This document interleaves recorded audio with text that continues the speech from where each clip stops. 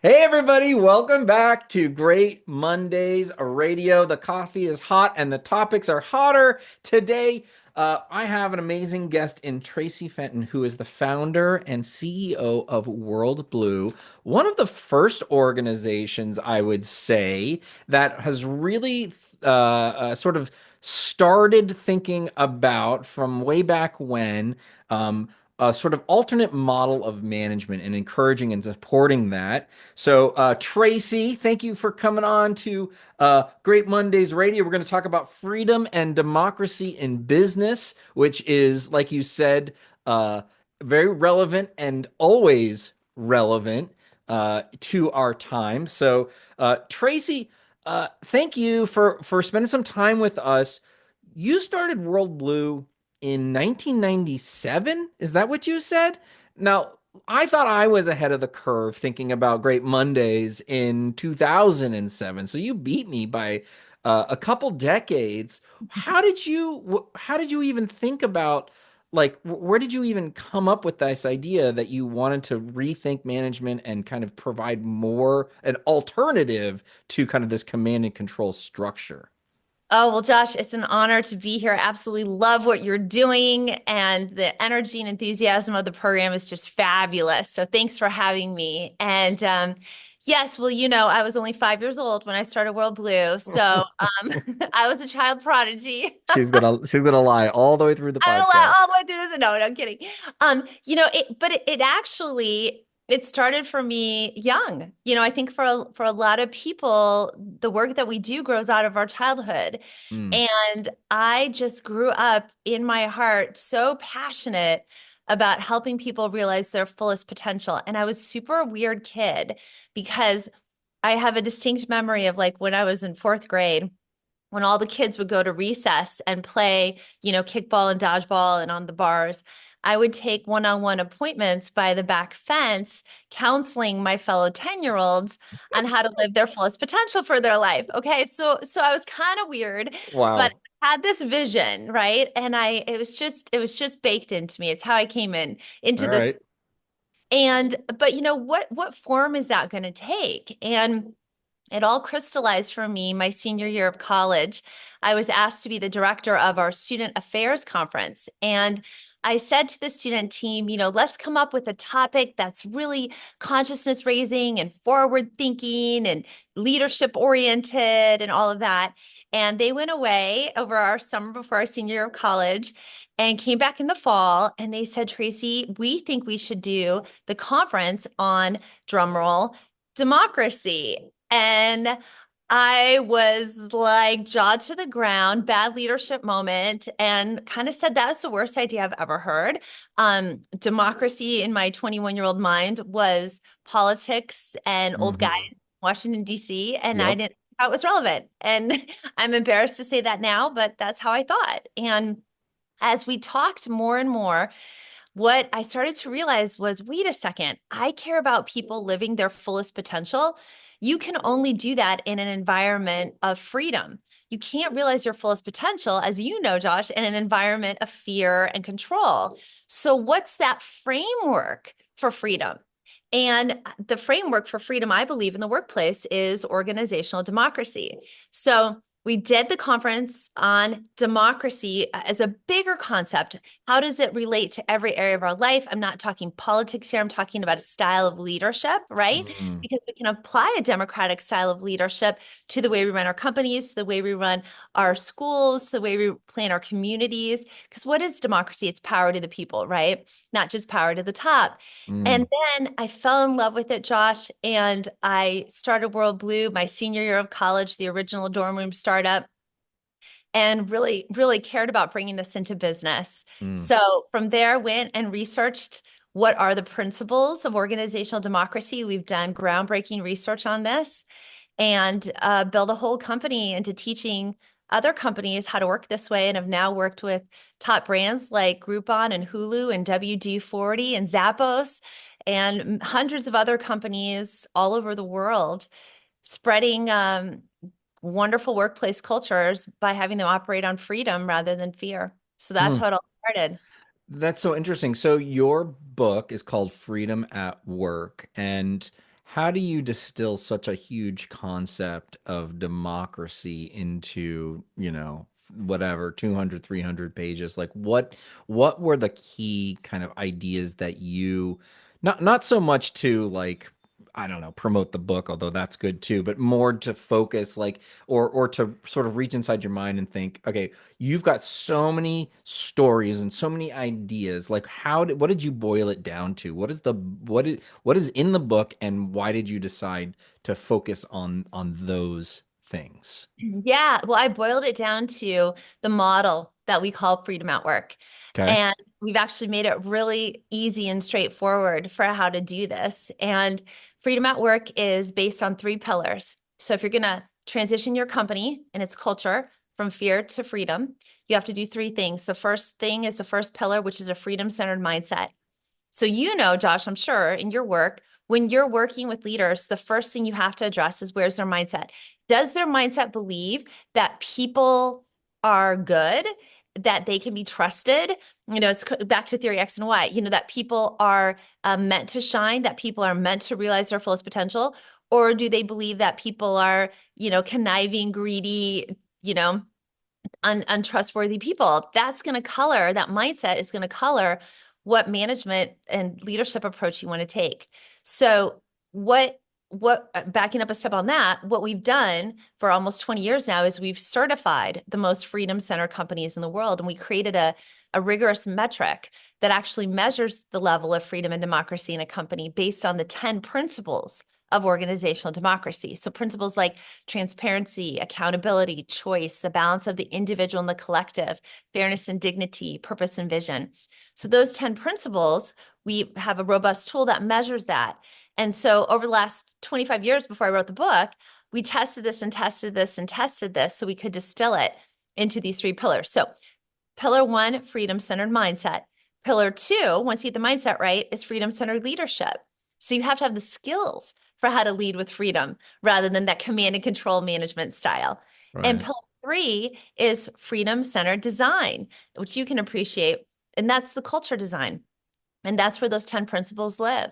So the book is about those three pillars. I highlight 50 of the companies, of the hundreds of companies we've worked with worldwide, Uh-huh. and present over 100 best practices curated from the top Freedom Center companies in the world and how to implement these practices in your organization. So that's a quick summary of the book. So, okay, so centered mindset, and that's sort of this classic philosophical question: are humans uh, inherently good or bad? Maybe is one way to put it, right? There's Right, a right. lot of psychological research under that, and it's an interesting live conversation. I don't think there's any uh, resolution to that, but I understand obviously in order to move towards this kind of higher or self-actualized organization, you have to believe that people or at least hire the people that maybe you want to trust to do their best work. I would say you also have to believe that people have worth. Even more than you might think. I don't want this to sound like kumbaya, Yeah. utopian. Like, people are good and yay, democracy and freedom, right? It doesn't work that way. I mean, it's you have those checks and balances, you have those things, right? And so the whole idea is I believe the premise of democracy is that every single person has worth. Every single person deserves to have a voice. It doesn't mean we have to listen and agree with you, but you deserve to have that. So when I work with the top leaders of literally the leading brands in the world, they say, yeah, I believe in human potential. I believe that every single person has worth.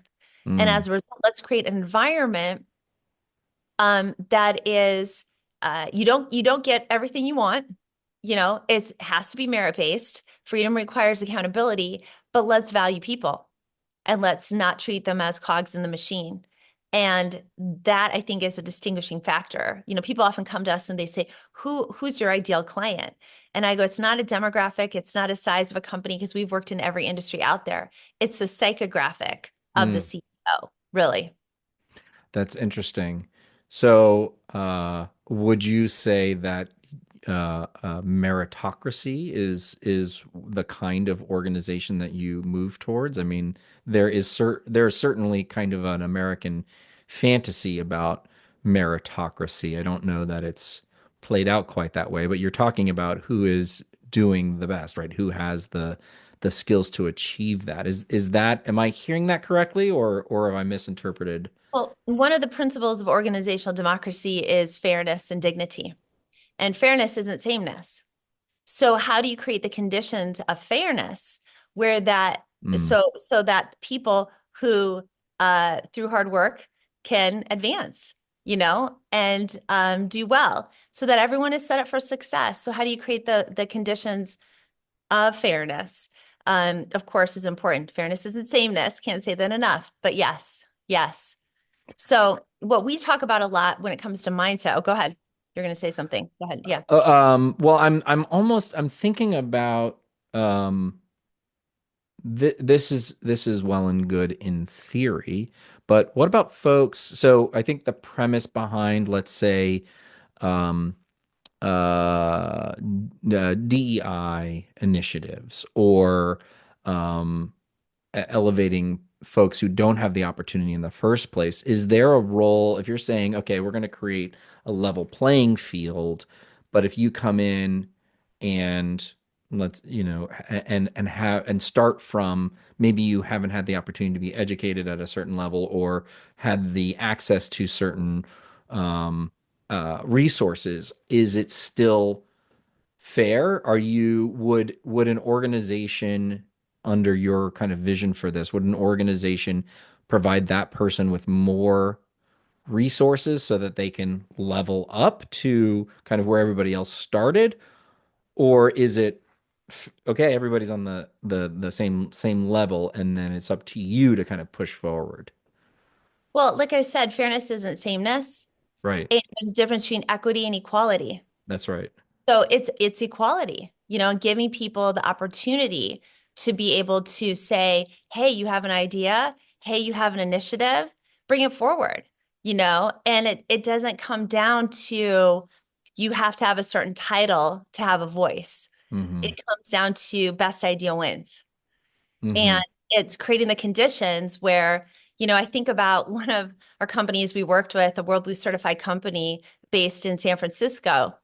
They have a great practice, and I talk about it in the book called Votorama. And they said, hey, great ideas can come from any Mm-hmm. organization. So how do we create the conditions where anyone can bring forward a great idea, And so they created this idea called Votorama. And I heard the story talking with the administrative assistant to the CEO. He had an idea for putting a CTA button on the homepage of the company's website. Basic, basic thing, but they just didn't have this particular CTA call to action for those who don't know. And he said, I think we should do this. So he put it up on the Votorama. They created this internal thing called Votorama, and people voted on it. And they said, you know what? That's a great idea. It doesn't matter that you're the administrative assistant. Let's try it out. Mm. And they did.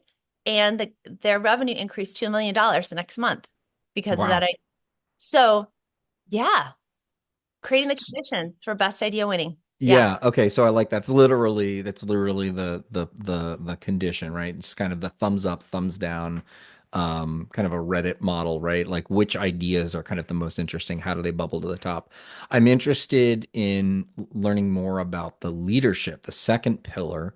So when we Yeah. think about freedom-based leadership, I think is how you called it. Yeah. Describe what does that mean? How do you define Yeah. that? Yeah. We say there's three attributes to a freedom center leader. The first one is you have to know how to be in your power in the right way. So a freedom center leader does not abdicate their power. A freedom center leader is activating their power within and making sure that they're helping to bring out the power within others. It's not about empowering others. It's about you seeing that you've got that power within to express your voice and to come up with great ideas and to go for it. So power also relates a lot to self-government or self-management. Do you know how to manage yourself, govern yourself? So that's the first attribute. that feels like a balancing act, right? Like within your Yeah. power, but also self awareness, self management, Yes. right? So Yes. you have to I talk I my son who's 17 is very exuberant and very charismatic, and I talk to him about that being like his superpower. And if you're like Superman using your your strength 100% of the time, that's Yeah. not going to be appropriate, right? So it's Right. like, how do you use that the right way so that it gets the right effect? And that's kind of what I hear you saying with this first piece of freedom-centered leadership is you don't abdicate your power, right? Use it, but then also be aware, be able to manage and understand how your power affects others. That's right. Absolutely. And that's great to hear about your son and what you say to him and guide him, you know. And it's also I talk in the book about something called the power question. Mm, And and we can come back to that in a moment. And that's under mindset. But power is also about not giving your power away. And I think the thing we often give our power away to is fear. And when we're afraid, it shuts us down. It that's keeps us right. dreaming big, right? It keeps us from going for it. And those little gremlin voices of fear, I mean, they come to all of us. You know, I was dealing with something recently, and all of a sudden I was like, wait a second. I'm listening to these yippity yappity, fear-based voices, and they're trying to take away my power, and enough, Mm. be quiet, you know? Yeah, So it's a fear of making a mistake, right? Or yeah, it's fear of failure. It's fear of what others will think. It's fear of, am I enough? Can I reach that goal? You know, all those things are the failures the fears that I think come up for most people. yeah. So power is the first attribute. Okay, power. The second attribute of a freedom-centered leader is love. And what I specifically talk about in the book is love as it relates to self-worth. And this took me a long time to figure Mm, out, Josh. This took me a long, long time to figure out. But what I started to notice, my team and I, when we were working with all these WorldBlu CEOs of WorldBlu certified Freedom Center companies, is they all had high self-worth. yep. And self-worth, right, is loving who you are, being secure in who you are. It's different from self-confidence. Confidence is situational. It's different from self-development. We're all developing and learning still. But self-worth is really, loving yourself in a humble way, not in an arrogant way, and loving others. And what we found is that CEOs or leaders or HR leaders or executive leaders or a manager or anyone, when you have high self-worth, you want to create the environment where everyone can shine. And when you don't have high self-worth, you are threatened by other people's voices. You're threatened by feedback. You're threatened by someone doing better than you are. So we like to ask people on a scale of 1 to 10, with 10 being the highest, how would you rate your level of self-worth and why? And I Mm, tell the story in the book. I asked this to a room of about 100 CEOs. And of those 100 CEOs, only three gave themselves an 8 or higher on that 1 to 10 scale of where I'd rate my self-worth and why. So I think a lot of people really struggle with self-worth. And unfortunately, that really can impact negatively the way we lead. What do you think? well, I that resonates for sure. And it's whether you see others as threats or, who potentially want to, you know, undermine you or whatever, purposefully or not, versus lifting and elevating other people. And so I think that definitely is one of the triggers. I guess my question is not can you increase your self-worth, but can one increase their self-worth within a time frame that can improve the way that they perform at their job. So to me, Sense. it sounds like this is a lifetime effort. No, no, not at all. No. So at WorldBlu, what we do, I mean, we have a whole program called Freedom Center Leadership. And we have 100 modules. Leaders pick 10. They go through them and they become a WorldBlu certified Freedom Center leader. And we've been running this program for 10 years. We've had leaders from 100 countries go through it. One of those modules is on self-worth. And I can tell you from having worked with leaders in 100 countries over 10 years that people can literally shift their self-worth in a moment. And let me tell you a story about someone who did. We were working with a wonderful guy named Gary. He was very successful, high-level executive, sales executive in a big multinational company. He was going through our Freedom Center Leader program, and we got to the self-worth stuff, and I was coaching him on this. And he just felt like his self-worth was in the tank. I mean, he would have given himself probably 4, 5, 6. Hmm. And as I talked with him and explained what self-worth was, explained that you didn't have to be perfect to value who you are. It's okay to keep learning and growing. He realized how much other people's opinions had brought down his self-worth.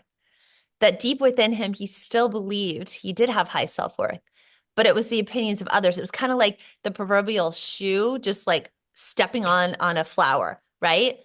And in the course of just that conversation, it was like the shoe came off and this beautiful flower just Mm. rebounded back up. And I'm not saying this is for everyone, but for him, and I've seen it with others, there's a light that goes off that goes, wait a second, I do have worth. Mm. I am a 10 inherently, which I believe we all are. And the minute you start, you sometimes it starts with intellectually getting it, and then you Yeah. integrate into your heart, right? And then it becomes a part of your life.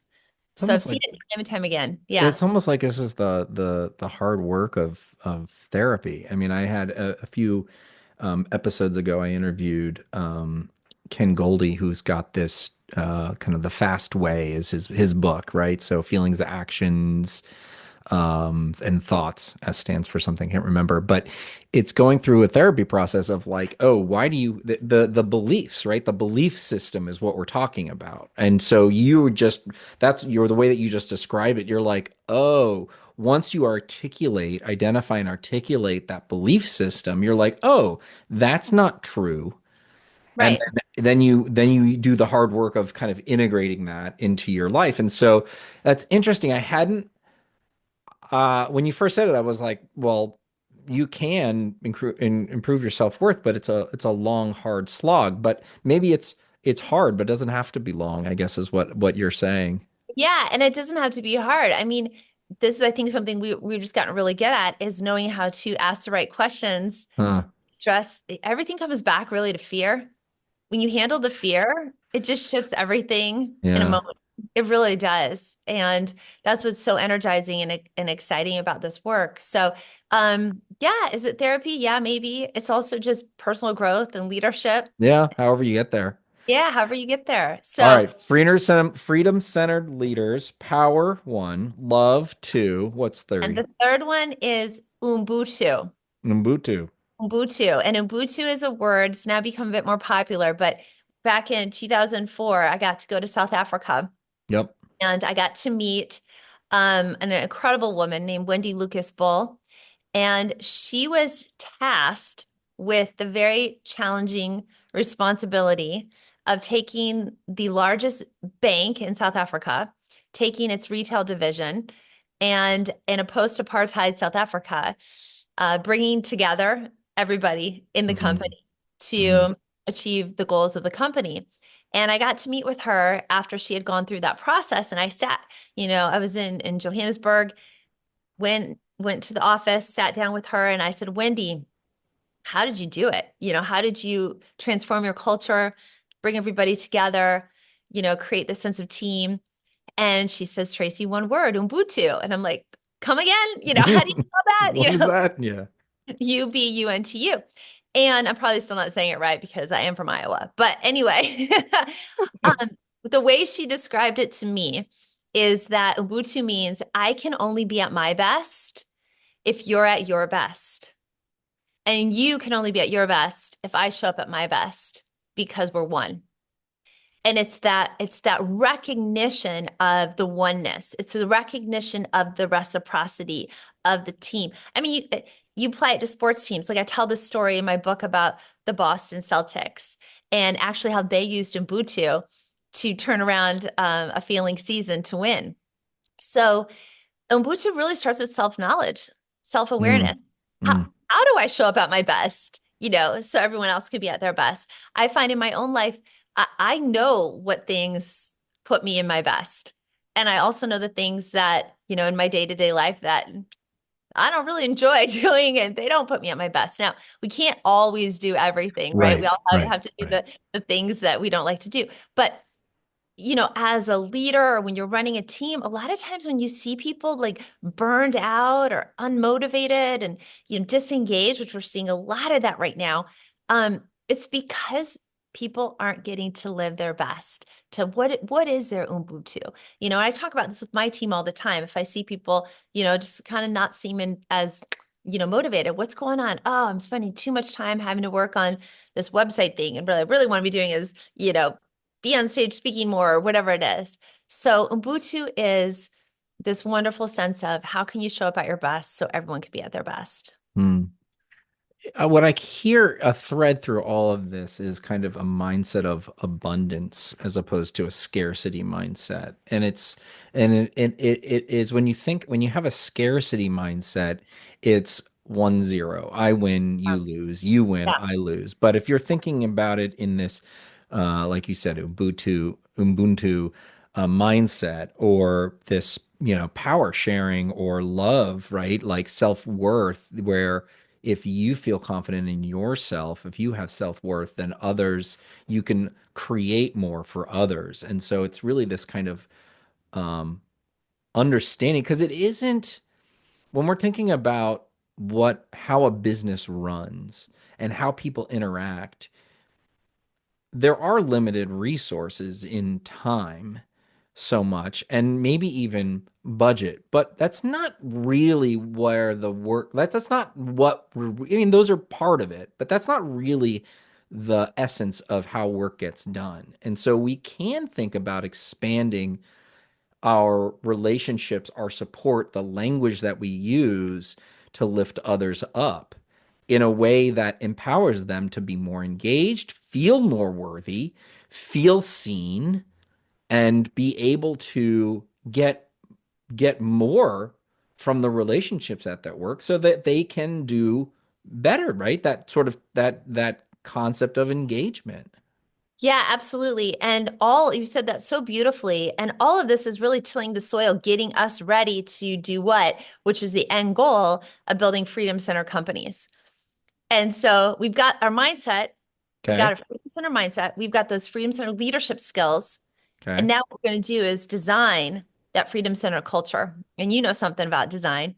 So when I first started this work, Josh, I thought, oh, we just take the principles of organizational democracy, go in, rearrange the furniture, Yep. and wow, you have a great culture. And it doesn't work that way. It does take these three steps. But now we get to freedom centered design. So what does that mean? So what I talk about in the book are the 10 principles of organizational democracy. And their principles are not values. Why are they principles? Because they don't change. They're inviolate. Values are what guide behavior. Principles are what are going to guide the design. So what we're doing is we're helping companies shift from burdensome hierarchy, burdensome command and control into a much more liberated, agile, self-managed, autonomous, whatever words you want to put on it, we say freedom-centered design. And we're not just doing this because it's, again, some utopia we're trying to create here, but that you have to do this to be competitive in today's business world, and it absolutely impacts the bottom line. Let me give you an example. Big picture. We had independent research done on our work that found that when companies use these three pillars of freedom at work, and shift some things in their culture to democratize the way things are done. They average 700% greater revenue growth over a 3-year period compared to the S&P 500. Wow. So this is, again, I don't know many, I know a lot of management models. Everyone's like, oh, this management model, this one. Really show me the money, show me how this impacts the bottom line. And we can, and we do. And I could tell you a lot of stories about it, but let me pause there. Yeah. So when I'm thinking about what you've said so far, and I'm going to ask you to kind of just quickly go through the 10 principles so that we can get a sketch of them. We don't have time to go through all of them, but just to get a view. But I'm thinking about the concept of democracy and everyone having a voice, but it doesn't mean that anyone can become a leader or that they can vote on who is the leader. Is that Brought up correct? a great point. Okay, so first of all, great. I'm so glad you asked that question. So quick, some of the 10 principles of democracy are purpose and vision, dialogue and listening, choice, accountability, transparency, fairness and dignity, the balance of the individual and the collective, reflection and evaluation, integrity. So I have all 10 in the book, but I want to jump to your question, which is bringing up voting. So people hear, oh, democracy. Are you just talking about everyone's voting? No. Yeah. Okay, so you got to understand what is democracy? It's a style of leadership and it's a style of organizational design. So, what is voting? Voting is a way of making a decision. So, in under Saddam Hussein's Iraq, you could vote for your leader, but you only had one option. Okay. In North Korea, you can vote for your leader, but you only have one option. So, voting does not mean democracy. And I'm not saying, oh, people might be listening thinking, is she saying, oh, we're going to vote on everything and nothing's going to get done? No, that's not what I'm saying at all. Right. That's So, a big concern. right. That's not what I'm saying at all. So it's taking these principles and integrating them. Now, you could decide, and we encourage people, if you're building a Freedom Center company, you got to think about how decisions are going to get made. And there's really three main styles of democratic decision making. Uh-huh. One is majority vote, right? Yep. Majority vote, majority wins. The second way is consensus. And sometimes people roll their eyes at consensus, like, oh, again, nothing gets done. But the Yep. reality is, and I see this more and more and more, Josh, in the workplace, because we work with senior teams, people want consensus. They want to feel everyone's aligned and involved. And sometimes that takes longer. But when it comes time to execute, people are aligned. There's a sense of Mm. trust there and you can actually make up for it. So it's a little tortoise and hare consensus is, but the tortoise wins. And the third way of democratic decision making is called consent-based decision making. Consent-based decision making says the majority wins, but those in the minority will consent to what the decision is. Meaning, I'm not going to do things if I'm in the minority that's going to undermine or boycott or, Yeah. harm Yeah. the majority Yeah. decision. Yeah. It's like decide and commit is a value that I see a lot of sort of fast-moving tech companies have sort of ended at, and I think that I think speaks to that idea, right? Or strong ideas loosely held is another one, right? Where it's Yes. like I believe in this, and when we've made a decision, then we're gonna move on. Right. So when we're thinking about how you design a democratic organization, you want to take these 10 principles and put them in operation. So we have in the book, I talk about beginner, intermediate, and advanced level practices. Mm, So anything from the basic stuff like town hall meetings, great idea. Like open book management, most people kind of know about that. Hey, if we share our finances with the team in a responsible way, that's going to help people make better decisions. There's also just really other cool things you can do. Like, what about democratizing bonuses and the way they're decided and done? I talk about that in the book. What if you could choose your own manager instead of having it decided for you? I hmm. talk about that in the book. So it's how are you giving power to your people that is going to just make a workplace culture people love. And this is what we have done with companies all over the world. Smallest one has been 10, biggest one has been over 1 million employees. So this Oof. can work in every size company. Yep. Wow, that's amazing. Well, I feel like we've just started to scratch the surface, but I'm glad you've documented it in your book, and you also have a lot of resources and opportunities at your website. So I'll give that now. So worldblu.com, WORLDBLU.com. Traci Fenton is the founder and CEO of WorldBlu. Freedom and democracy, really interesting idea. Anything else, final thoughts, or anything that you want to share with our listeners before we I'd wrap up? just say as a final thought and as a key tool and takeaway, I'd love you if you're listening to ask yourself this question today as a leader. What would I do if I weren't afraid? What would I do if I didn't have fear of failure, of what other people would think of me, Mm.